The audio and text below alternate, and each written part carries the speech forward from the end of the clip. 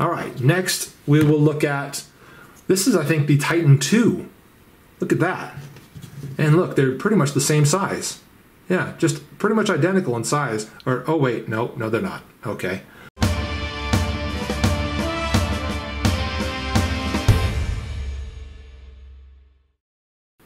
Hey guys, welcome back and thanks for tuning in to my review of the Boker Titan pocket knife.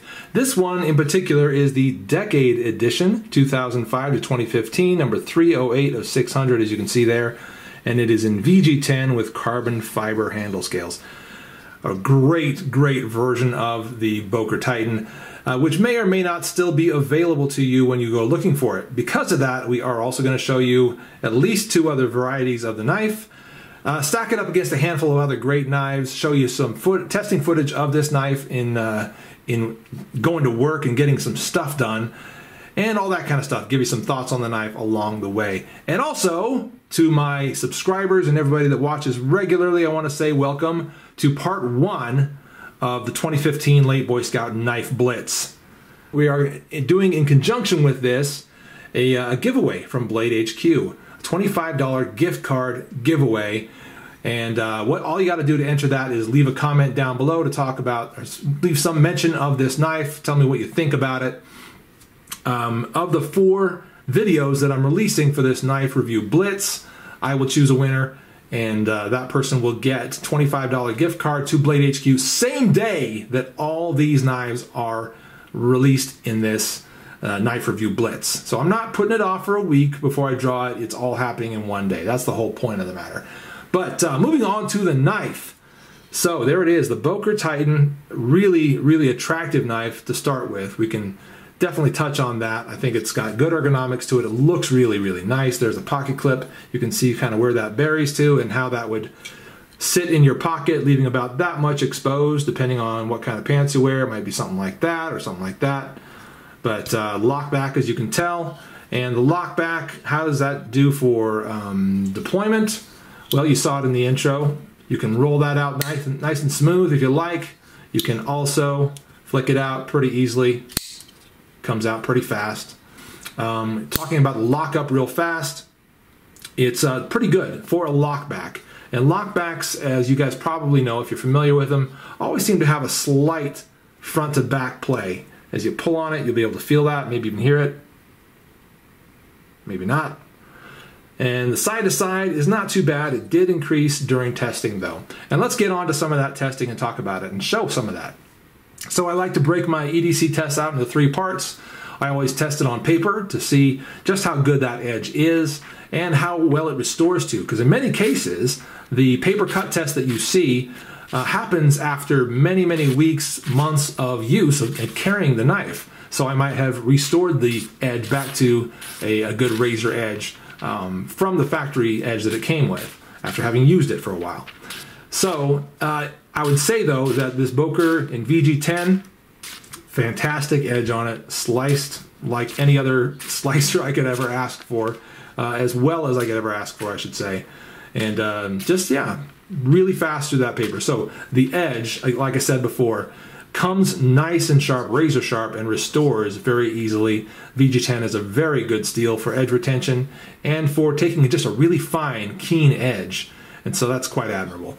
Then moving on to the cardboard cut test, this is where this knife really did some shining, in my opinion.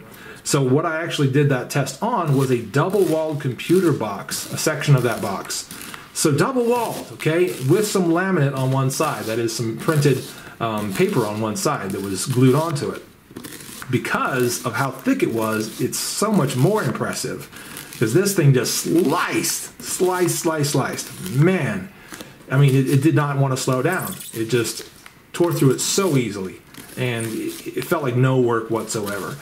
So I feel like the edge on it was fantastic. The grind on it, this full hollow grind, that is a hollow grind from that spine on down to the edge, but it's full, going all the way up to the spine, as I said. So that full hollow grind on there just made it an excellent slicer, passing through that material so easily. Felt almost friction-free. And the ergonomics on it, no complaints, because once again, the blade performed so well, it was just like I was holding on to nothing, or just having no resistance as I was passing that through the cardboard. So really, really impressive on cardboard. What about on wood carving? And this is where things can get a little iffy depending on the blade. But I would say it was not too bad. Considering the size of it and how well it did, the ergonomics were not bad. The performance of the blade geometry actually was really good. It had a lot of clean, really deep cuts on that 2x4. Better than I really could have anticipated on such a small, lightweight knife. We'll talk about the weight and other specs here shortly. So overall, really impressive on the performance of cutting away at that 2x4. It would make a great carver, I would say, depending on the type of work you intend to do with this knife or what you anticipate yourself ever running into as an EDC task. I think this is up for it. It's up for the challenge. Good to know, especially at the price point, which I believe comes in, this particular one comes in about 65, 66 bucks. Again, if you can find it, sorry if you can't, but did fantastic on all that.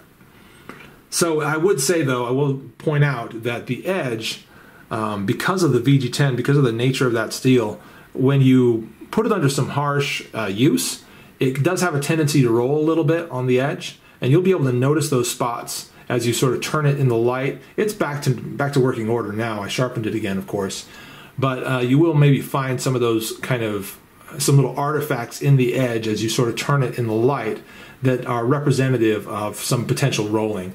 All you got to do is just get that back onto a fine grit sharpener of some sort. Spyderco SharpMaker works great. Give it a few passes until you get that back out of there, and it resharpens very, very nicely. The overall length, about 8.375. Blade length, the cutting length is actually about 3 1/4, but the full length of the blade is about 3.65.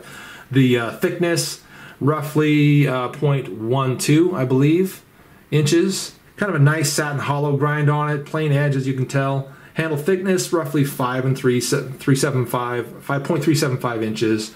Handle thickness is where it really shines, again, at 0.32 inches. So it's extremely thin on that knife. We'll compare that against, how about the Cold Steel Code 4 right here. You can look at the two handles and see how they compare. Very nice and thin, both of them. The Code 4 is probably going to be a little more durable given that it's aluminum. But then again, nothing wrong with carbon fiber. So yeah, anyway, very light, very thin. Love those features. Obviously, the pocket clip is reversible to nothing. I thought it was for a second there. Not reversible at all. It goes there and nowhere else. You could probably drill and tap if you really wanted to. It's up to you. Let's go ahead and compare this against a few other very good pocket knives, other good folding knives, EDC knives. First, let's start with kind of a carbon fiber comparison, because I've got a little bit of a carbon fiber fetish, if there's such a thing. Here is the Spyderco Sage 1 and its carbon fiber, which has some texture to it. You can kind of see that. I don't know if you'll be able to see it in the camera or not, but as I drag my fingernail over there, you can hear it going this way and going that way. So it does have some texture to it, whereas the carbon fiber on the Boker is about as flat and smooth as it comes. Okay, so there's the difference there between those two types of carbon fiber. They are still both carbon fiber and still beautiful though, and strong and light, and I love that about them. So there's just kind of a comparison on carbon fiber. Here's what I think is maybe the new standard for awesome carbon fiber right here. Gotta clear my throat before I get into this one. The Spider Monkey from Southern Grind. And look at that carbon fiber. Man, I love the sculpting and just the beautiful refraction of light that you get from that one. So cool. I'll be doing a review on this knife shortly on both this one here, the Spider Monkey, and also the Bad Monkey. And that one's coming up as well. I don't have that one here on the table, but trust me, it is really, really sweet. So here is another Boker Titan, and this one is the Honeycomb pattern G10. Let's see if we can get a little more exposure on that. Look at that. There's the G10 Honeycomb, also a Boker Titan version. And obviously you can see it has a different blade shape to it. The shape, the actual, sort of vectors of the outline of that blade are virtually identical. They appear to be identical to me, but you can see the grind is different, where this has a huge swedge cut out of the top there, whereas this one, hollow ground all the way to the spine. But this one's got the G10 handle on it. Makes it slightly thicker than the carbon fiber, but no big deal. Also has liners, also backlock. It also has this sort of gold anodizing or something like that. What do you call that? I don't know, but it's really cool looking. Anyway, yeah. So, and this version of the knife comes in at, I have the information here, I think it's 60 bucks. 60 bucks for this one. And that is 440C steel on this variety of the Boker Titan. They call this one the Honeycomb Titan, I think. So, good looking knife. And that one comes in quite a bit heavier too, at like 4 ounces or something. But yeah, interesting. If you're interested in the Titan overall, this will be a variety that you're definitely going to want to look at, because it is quite accessible today. All right, next we will look at, this is I think the Titan 2. Look at that. And look, they're pretty much the same size. Yeah, just pretty much identical in size. Or, oh wait, no, they're not. Okay. The Titan 2 is actually extraordinarily smaller than the Titan. So the Titan 2 comes in at about 42 bucks, and it is titanium, 440C, if I'm not mistaken on that. I think it even says it right there. Yep, 440C. And a much smaller knife, obviously. Just kind of a small lockback nail nick version of the knife, so it doesn't even have a deployment stud there. Just like that. There's a nice lockup to it. Small, light. What is this? Less than 2 ounces, I think. Yeah, 1.34 ounces. So if you like small knives, that is going to be extraordinarily cool. And yeah, Boker quality right there too. All right, now let's get into some other knives unrelated to Boker that could maybe stack up against the Titan. What did I say this one came in at? 65 or 60, depending on the version you get. There's the Paramilitary 2 at 120 plus. There is, let's see, the Spyderco / Bird Raven 2, and that comes in about 48 bucks, and you're going to see that in the next, and one of the next Knife Blitz videos really shortly. And CTS BD1 steel, really cool knife. How about, gosh, I don't know, what else is on the table here? A lot of other stuff. Oh yeah, this Benchmade right here. We want to show you this one. It's the Benchmade Osborne 943. Really nice knife. High price tag, much higher price tag than any Bokers or any of these Bokers right here. But very nice. And we could also, I guess, since we brought it in before, bring in the Cold Steel Code 4, which is heavier and I think a little tougher in a lot of ways, but kind of close and similar as far as size is concerned. And what does the Titan go for? Or sorry, the Code 4 goes for about 77 bucks, something like that right now. And CTS BD1 steel. Do I have that right? No, CTS XHP. Excuse me. I know what it is. Lastly, we might show you, gosh, what do you want? Another Benchmade or another Spyderco? Or another neither? How about neither? How about the Wrap Model 1? $35, $40 knife.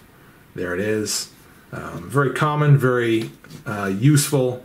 Very inexpensive, good beater knife. There it is. You know, for the price, this one once again came in at about 66 bucks. VG10 and carbon fiber, I jumped on that immediately. I didn't care that it was a decade edition, perhaps limited edition, in number 308 of 600. I didn't really care for that at all. It did not weigh in my decision making. I cared about the materials. And these are very good materials for that price. And I still see great materials here on this variety of it. That Honeycomb G10 version of it is very cool.